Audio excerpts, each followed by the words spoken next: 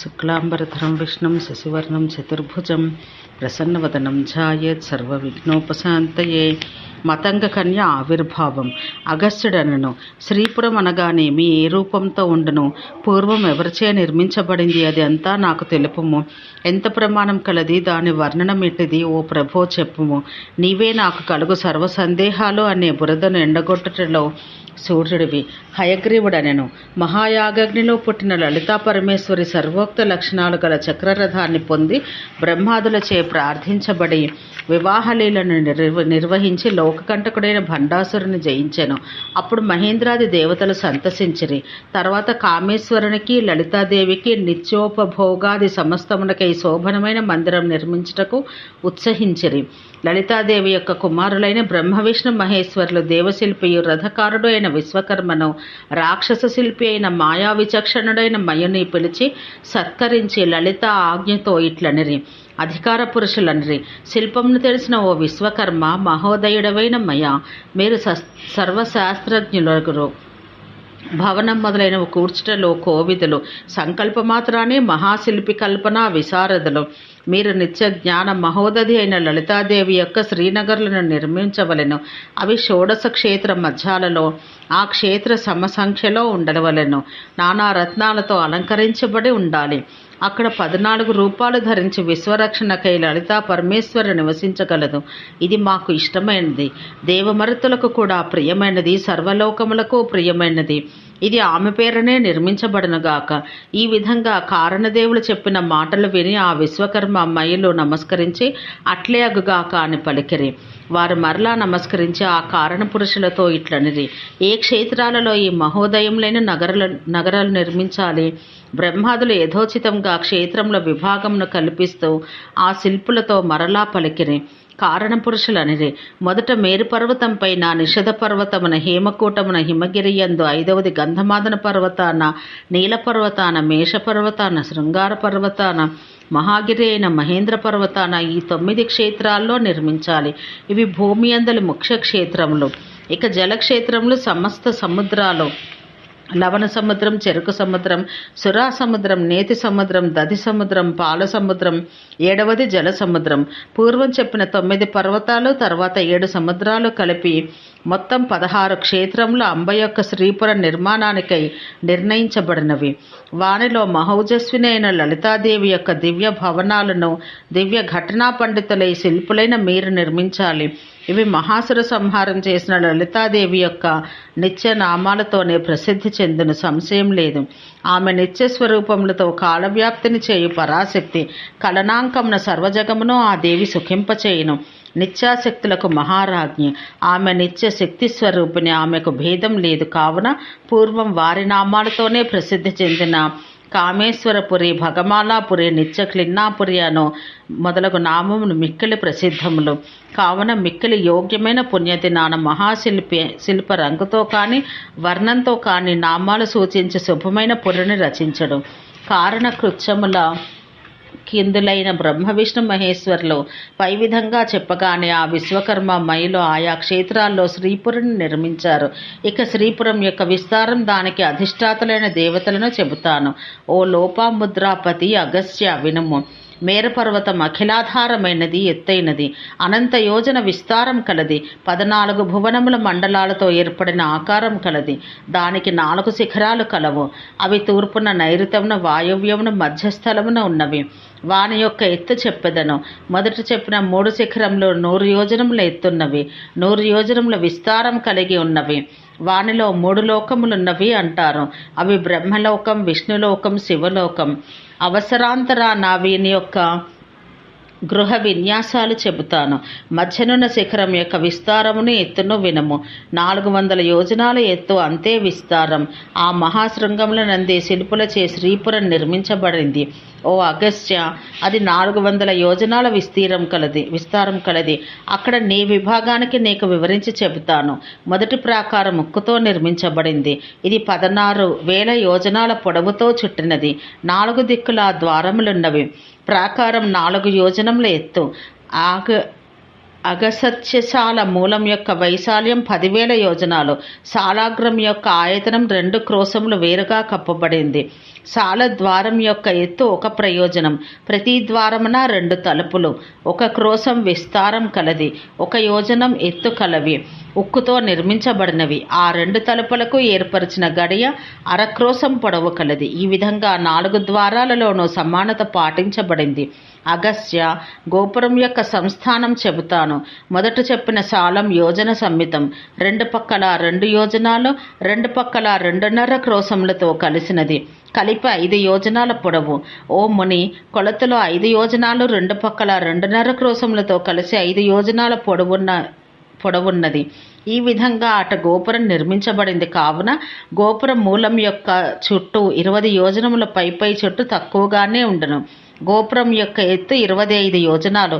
ప్రతి యోజనాన తలుపులతో మనోహరమైన ద్వారం ఉంటుంది.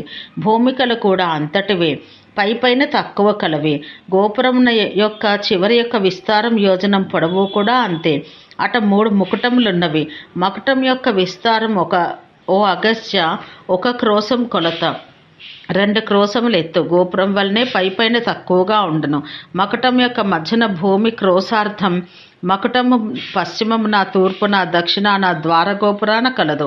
పశ్చిమ ద్వార గోపురాన దక్షిణోత్తరముగా మకుటాలున్నవి. దక్షిణ ద్వారం వల్లనే ఉత్తర ద్వార మకుటాలున్నవి. పశ్చిమ ద్వారాన్ని తూర్పు ద్వారాన మకుటాలున్నవి. కాళాయసమును సాలం యొక్క మధ్యన మారుత యోజనములు కలవు. కాంస్యశాలం యొక్క పూర్వాది దిక్కుల్లో ద్వారములు కలవు. ప్రతి ద్వారాన గోపురం ఉన్నది. అవి అంతస్తుల లక్షణాలు. కాళాయస కాంస్యశాలల మధ్యన ఉన్న ప్రదేశం నందంతటా అనేక వృక్షములు గల గొప్ప ఉద్యానవనం కలదు. అక్కడ ఉద్భిజాదులు ఎన్నియో కలవు. 1000కి మించిన వృక్షాలు. అవి సర్వకాల పుష్పములు, సర్వకాల ఫలములు, సర్వకాల పల్లవములను గలవై శోభిల్లను. సర్వకాలముల యందు సుగంధములు వెదజల్లుచుండెను.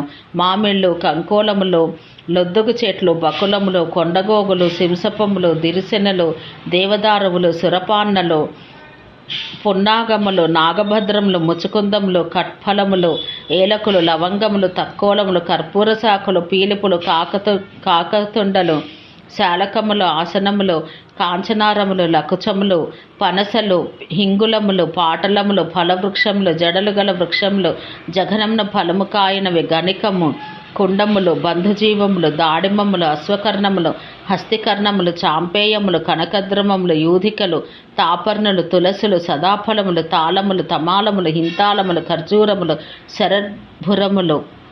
శరబర్భురములు, ఇక్షువులు, క్షీరవృక్షాలు, శ్లేషాంతకములు, విభీతకములు, హరితకులు, అవాక్ పుష్పములు, ఘొంటాలలు, స్వర్గపుష్పికములు, భల్లాతకములు, ఖదిరములు, శాఖోటములు, చందనములు, కాలాగురువులు, కాలస్కందములు, చించములు, పటములు, ఉదంబరములు, అర్జునములు, అశ్వత్థములు, శమీవృక్షములు, ధ్రువాధ్రువములు, రుచకములు, కుటజములు, సప్తపర్ణములు, కృతమూలకములు, కపిత్తములు, తింత్రిణులు, ఇవి మొదలుగా గల 1000 వృక్షాలు నానా ఋతువుల్లో చేరినవి.